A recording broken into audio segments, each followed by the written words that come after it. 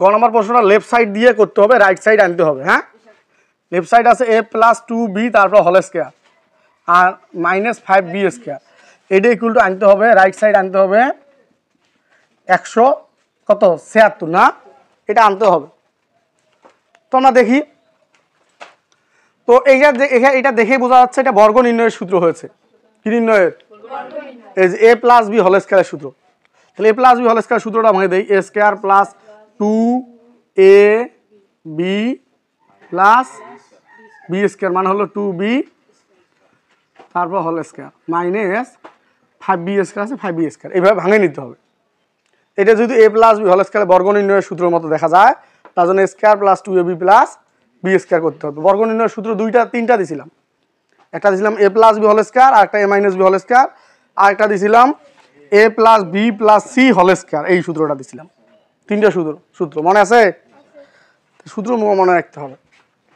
তারপর দেখেন এটি কাজ করে দেই, a স্কয়ার আছে a স্কয়ার থাকলো প্লাস এখানে কত হয় 4ab নাকি, আর এখানে হয় 2 এর উপর স্কয়ার করলে 4b square minus 5b square.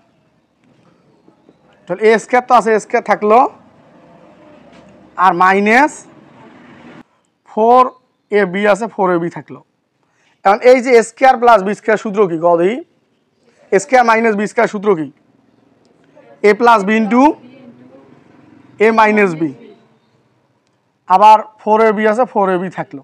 এর মান কত আছে 12, 12 পাইছিলাম, ওই যে সংখ্যা দুইটার যোগফল 12 আর গুণফল পাইছিলাম 32। হ্যাঁ, এইটার মান কিন্তু আমার জানা নাই, এই যে a মাইনাস b এর মানটা, তার জন্য এটার মান বের করতে হবে। আর 4ab এর মান কিন্তু আমাদের জানা আছে 32। তাহলে a মাইনাস b এর মানটা বের করবো কিভাবে স্যার, এটা তো বলতে পারো।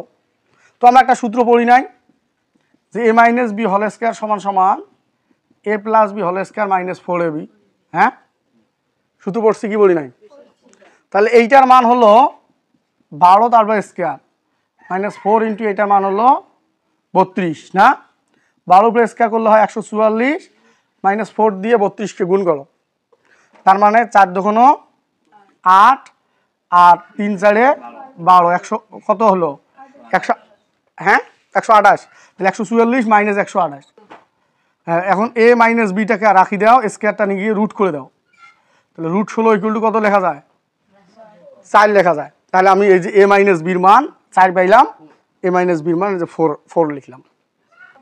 তাহলে গুণ করো, এই দুটো গুণ করলে কত হয় 4 12 48, আর প্লাস এটা দিয়ে গুণ করি এইটা হয় 128, কত হয় 128, তাহলে 128 আর 48 যোগ করো 176 হয়,